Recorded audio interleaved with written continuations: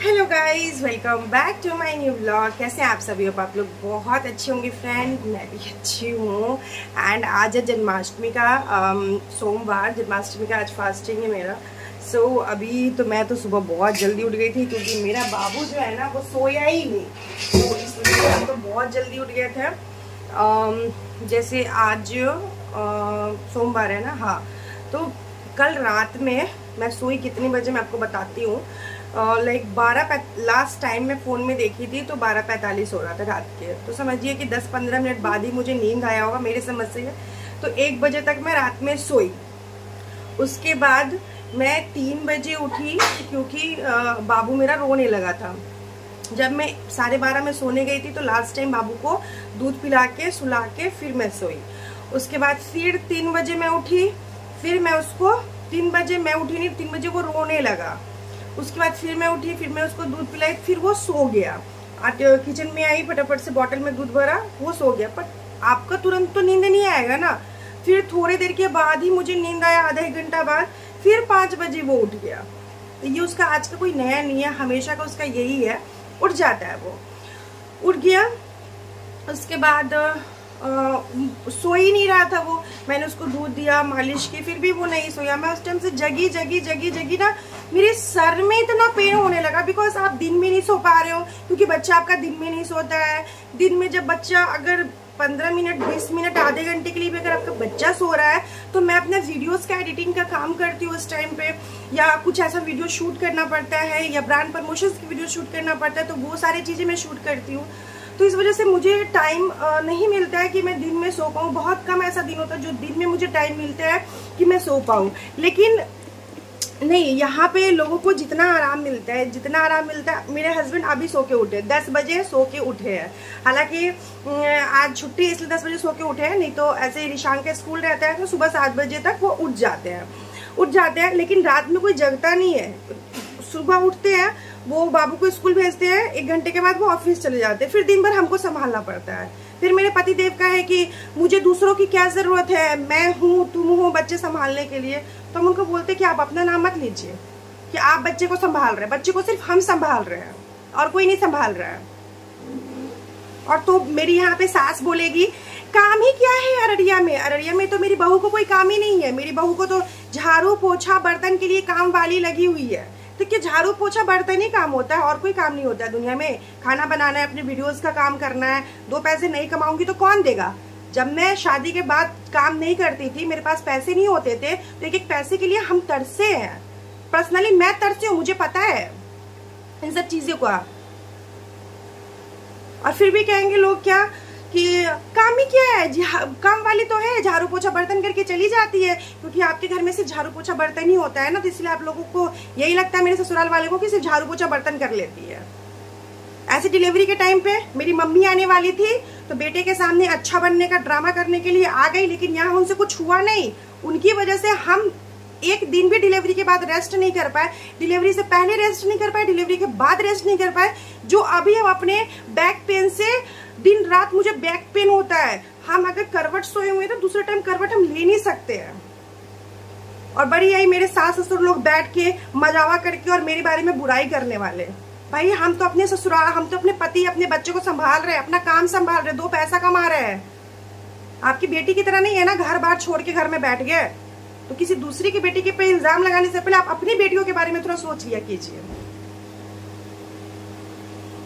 मुझे बहुत गुस्सा आता है ये सारी चीजें सुन के। जब मेरी सास कहती है मुझे बहू से कोई सुख नहीं है, तो मैं उनसे पूछना चाहती हूँ कि मुझे भी तो आपसे कोई सुख नहीं है। आपके तो बुरे टाइम में आप बीमार रहती थी पहले, तो मैं जाती थी आपके पास। आप जब भी बीमार रही है मैं पहुंची हूँ। मैं अररिया में बीमार थी तो आप कितनी बार पहुंची है? डिलीवरी के टाइम भी मेरी मम्मी आने को तैयार थी कि मैं आऊंगी, लेकिन नहीं, मेरी सास को यहाँ पे बनना था बेटे के सामने अच्छा, तो आ गई। क्या किया आपने?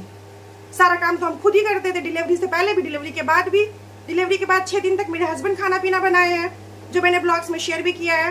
कभी काल होता तो रोटी बना देती थी बेटे पे एहसान करके। और बेटे को कोई किसी का जरूरत नहीं है मुझे, मैं ठीक हूँ, तो क्यों नहीं आप कर लेते? दिन भर रहिए घर में, संभालिए बच्चे को। इन सब चीजों से ना मेरा ना एकदम मन परेशान हो जाता है। भाई ऐसे घर में शादी मत करो बेटी का। जहाँ पे बेटी का राज हो। मैं भी एक बेटी हूँ, मेरे मायके से मुझे कोई मतलब नहीं रहता है। सुबह कॉल करती हूँ, मम्मी ठीक है, पापा ठीक है, भाभी ठीक है, भैया ठीक है, बात खत्म। आग नहीं लगाती रहती हूँ।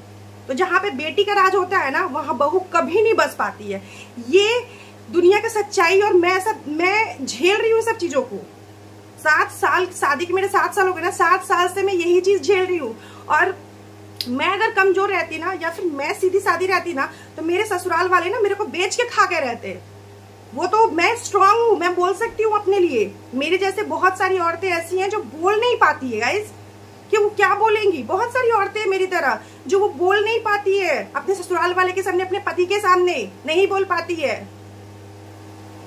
2017-2018 ये 2 साल मेरे ससुराल वाले और मेरे मतलब इंक्लूडिंग मेरे हस्बैंड की भी वजह से हम इतना ज्यादा टेंस थे 2017-2018।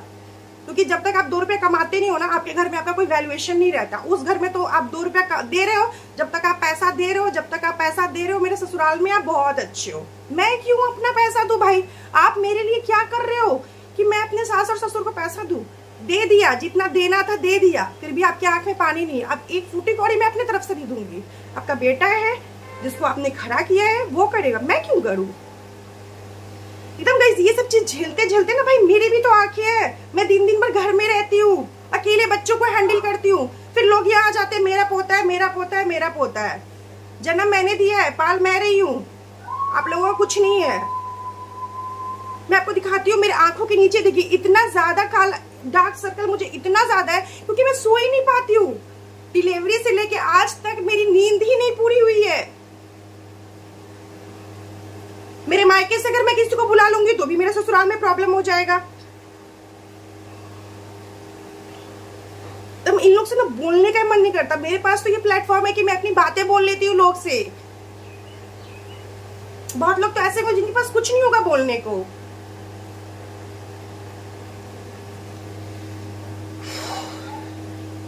ना मेरे ससुराल वाले सुधरेंगे कभी, और ना मैं सुधरूंगी।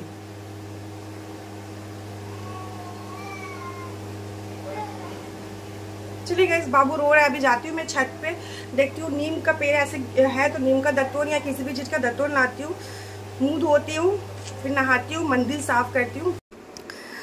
तो गाइज़ मैं छत पे गई और मेरी शान को लेके गई थी कि बाबू चलो थोड़ा सा वीडियो शूट कर देना। तो छत पे गई मैं दत्तून लाने के लिए। दत्तून मीन्स जो मतलब समझ गए होंगे बहुत लोग, और दत्तून का मतलब मैं क्या ही सजाऊँ, जैसे मुंह धोते हैं ना, मतलब कैसे फास्टिंग वास्टिंग में ना मैं ब्रश से मुँह नहीं धोती हूँ, और नया ब्रश रहता है थोड़ी देर के, नया ब्रश अभी मेरे पास था नहीं, तो इसीलिए छत पर आई थी। क्योंकि आम का भी जो पेड़ है ना, तो वो भी ऊपर की तरफ आया हुआ है, तो वो भी हम तोड़ सकते हैं। तो पहले मैं नीम का सोची तोड़ूँगी, लेकिन नहीं टूटा, तो मैं आम की तरफ गई। हालाँकि मैं यहाँ पर पता है आपको, मैं कभी भी ऊपर से ना एक फूल भी तोड़ के नहीं लेके जाती हूँ, कभी कुछ तोड़ के लेके नहीं जाती हूँ। कभी ऐसे मीठा नीम का पत्ता मैं तोड़ती थी पहले, अभी तो वो भी नहीं तोड़ती हूँ। और ये आम इसमें इतना सारा फला था, इतना सारा फला था नाम, लेकिन मेरी वो आदत नहीं है कि मैं मतलब इसमें से आम तोड़ती, बिल्कुल भी नहीं। मुझे खाने का मन रहता है मैं ख़रीद के खा लेती हूँ, लेकिन मेरा ऐसा नहीं है कि मैं आम के पेड़ में से आम तोड़ूँ, नहीं, मैंने कभी ऐसी हरकतें नहीं की। आंवला भी इतना ज़्यादा फरा हुआ है ना, बहुत आंवला है, लेकिन फिर भी मैं आंवला को भी टच नहीं करती हूँ, क्योंकि देखिए किसी ने भी तो लगाया है ना, वो अपने घर के यूज़ के लिए भी लगाए होंगे, हो सकता है। हाँ ठीक है, वो दे देंगे तो हम ले लेंगे, लेकिन ऐसे बिना पूछे अच्छा नहीं लगता है मुझे किसी का भी कोई चीज़ लेना। तो इसीलिए बस मैं ये दत्तून लेके आ गई थी बस। और यहाँ पे आई ना, तो बाबू ना फूल में बोला मम्मी पानी पटा देते हैं सब में।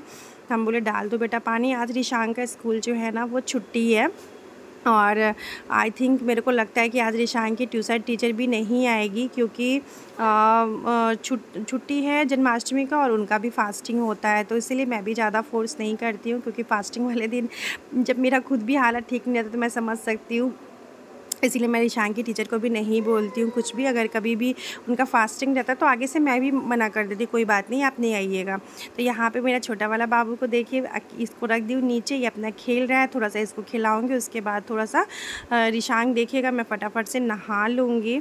तो चलिए गाइस, आज का वीडियो यही एंड करते हैं। मुझे लगता है शायद वीडियो में मैंने ज़्यादा बोल दिया है, पर जो सच है ना वो बोलना ही पड़ेगा। आप जितना डरोगे ना, लोग उतने ही डराएंगे आपको। तो सच में किसी चीज़ का डर नहीं होना चाहिए।